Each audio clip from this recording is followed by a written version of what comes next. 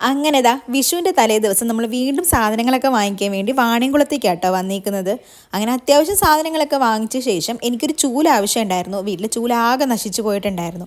അങ്ങനെ ചൂലുമൊക്കെ വാങ്ങി ബില്ലൊക്കെ പേ ചെയ്ത ശേഷം ഞങ്ങളിതാ വീട്ടിലേക്ക് തിരിച്ചെത്തിയേ. ഉച്ചയ്ക്ക് ഊണുമൊക്കെ കഴിഞ്ഞ് ധൃതി പിടിച്ചിരുന്ന് തയ്ക്കുന്നത് നാളെ അച്ചുട്ടിക്ക് അമ്പലത്തിൽ ഇടാനുള്ള പാവാടയും ബ്ലൗസും ആണേ.